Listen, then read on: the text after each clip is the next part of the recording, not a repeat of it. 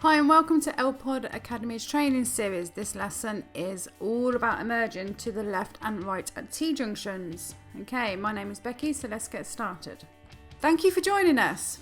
Be sure to subscribe to our channel. We are really appreciating your support right now. We are hoping to grow this very large with some awesome videos. You can also visit our training zone where you can watch these videos and download some lesson plan articles. You can sign up to our secret Facebook group, the link is below in the description, and sign up to our driving test tips where you can find the sign up form on our website. You can visit our blog at learnerpod.co.uk and find us on social media. Please like, share and comment below. We welcome all of your awesome comments, and if you are looking to take intensive driving courses or driving lessons, please visit our website.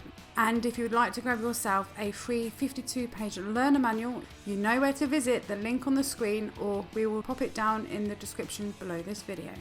Okay, some useful tools to help prepare you for your training. You can watch lots of videos on YouTube, visit our training zone at our website, you can visit our blog, you can take some notes whilst watching these videos, and you can grab yourself a copy of the highway code. And of course, the biggest ingredient is lots of patience and practice. Okay, so emerging at T-junctions. During this lesson, we shall be looking at emerging from a T-junction to the left and the right. Once you have completed side roads on the left and right, you should be quite confident with general turns, basic gear changes and the use of the MSPSL routine. Emerging is where you come out of a junction and give way to traffic on the main road, minor to major. Turning left or right into a side road is where you come into the junction, major to minor. It is very important to know the difference as priorities are very different on both junction types. Okay, so the reason we call them T-junctions is because the junction itself is shaped like a T. Unlike roundabouts and crossroad junctions, you are only able to turn left and right. During this exercise, you will rely on the MSPSL routine on the approach to the junction, and you will be introduced to a new routine called LADA. Look, assess, decide, act. And you use this routine near the end of the road. Okay, some more details on open junctions. During this lesson, you should be introduced to open junctions. Open junctions refers to the type of T-junction you are approaching. For example, an open junction allows you to look left and right whilst approaching the T-junction. This is because there are no buildings, trees, bushes, brick walls or parked vehicles blocking your view on the approach.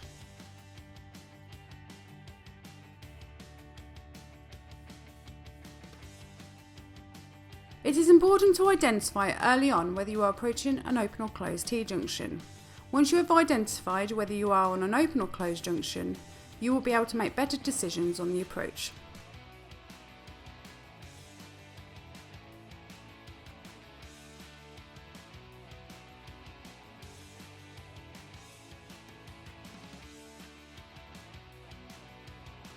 If you approach an open T-junction, then you are able to look to the right and the left a lot sooner, and you will be able to identify whether you are able to emerge without stopping, normally in second gear.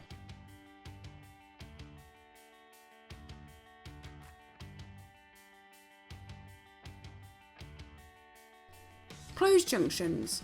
During this lesson, you should be introduced to closed junctions.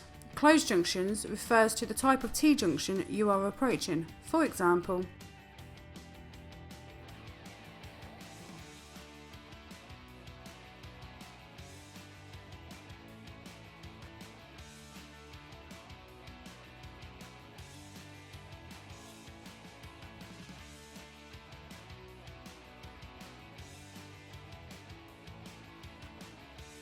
a closed junction restricts your view on the approach at the end of the road.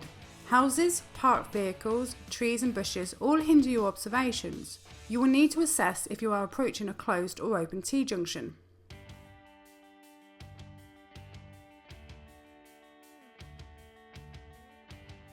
If you identify that it is a closed junction, then you should lower your speed to match what can be seen.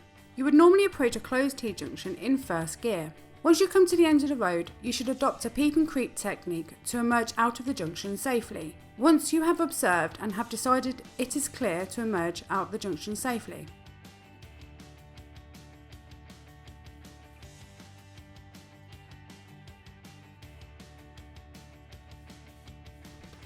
Okay, so on the approach to the junction, you should check your mirrors.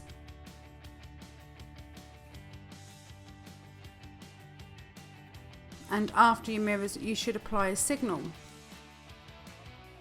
So after you've checked your mirrors, you must communicate always your intention to turn left and right. Direction indicators are your primary source of communicating your intention to other road users.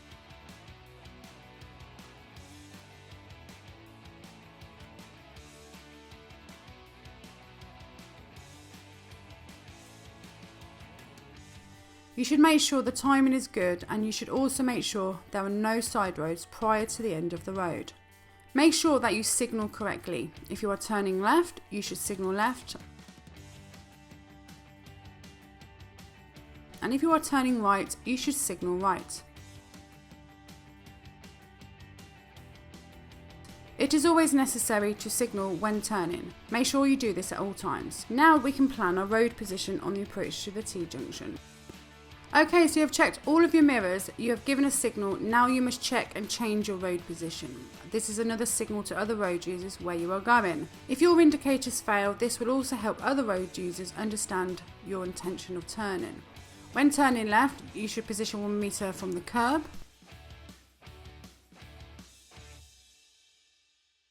And when turning right, you should move slightly to the right, which is left of the centre white line on the approach to the T-junction.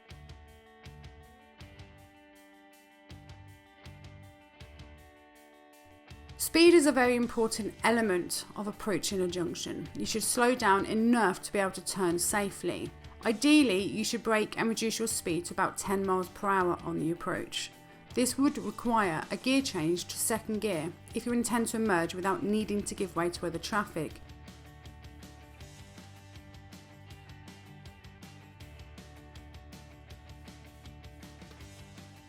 Usually, this would be at an open junction. You should never turn in a higher gear than second gear.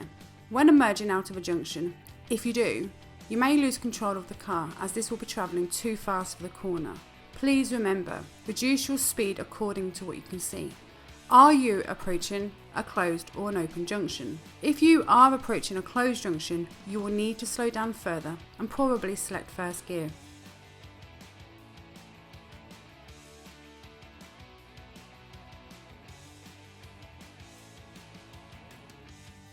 Observations: looking around at all times. During the whole process, you must continually be checking the road for hazards, parked cars, pedestrians in the new road, cyclists and motorbikes. You must be prepared to stop at any time. Vulnerable road users can be everywhere, and it is vital that you develop good anticipation skills when learning to drive. Please remember, most accidents happen due to poor observations. You can watch our video, Vulnerable Road Users. This will help you understand all about vulnerable road users. When you get to the end of the road, you should scan the road to the right and the left several times before making a decision to emerge out of the junction.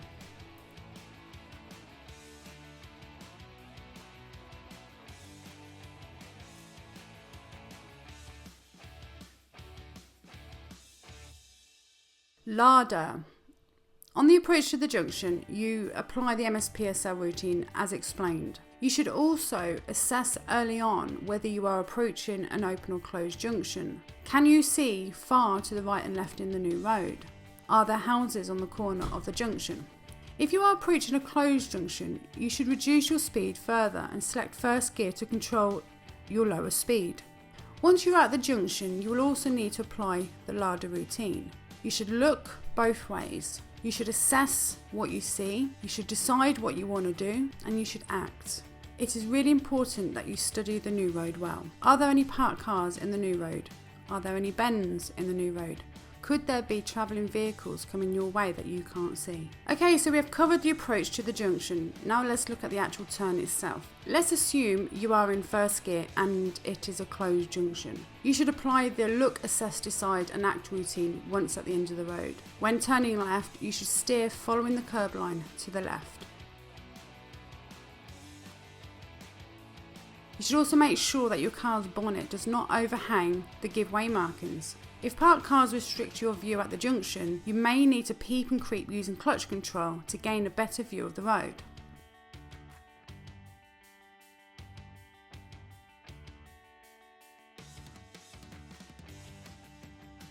Once you decide it is clear, you should manoeuvre forward and make progress in the new road. Please remember, check your mirrors before you increase your speed. Okay, so we have also covered the approach to the junction. Now let's look at the actual turn to the right itself. Let's assume you are in first gear and it is an open junction. You should apply the look, assess, decide and act routine on the approach to the new road. When turning right, you should keep your steering wheel in line with the centre white line. Make sure your car's bonnet does not overhang the give-way markings. If parked cars restrict your view, you may need to peep and creep using clutch control to gain a better view.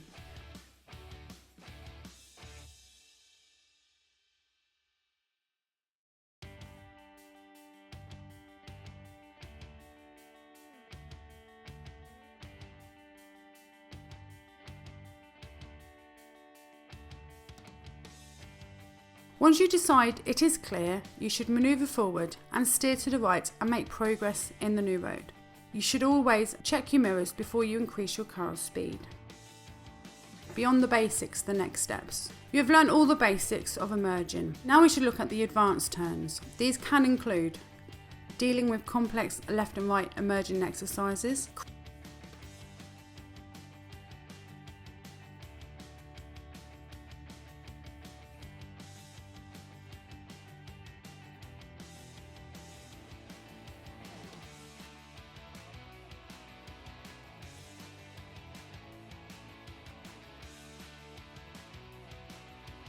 crossing the path of oncoming traffic on complex right turns,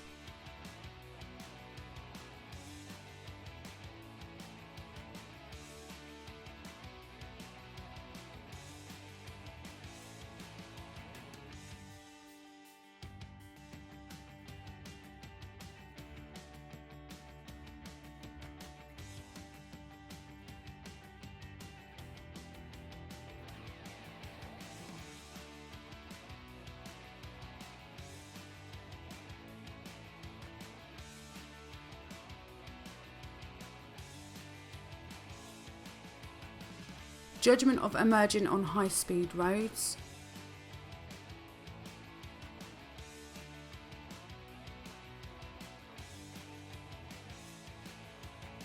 emerging onto slip roads on the left,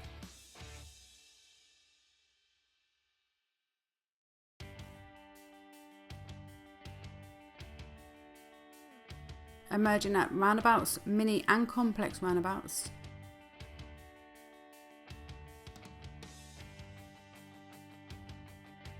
emerging at busy times of the day,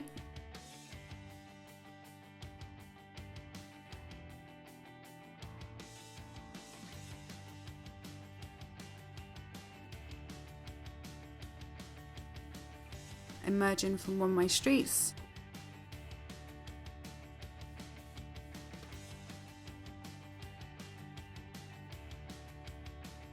and also emerging from stop junctions.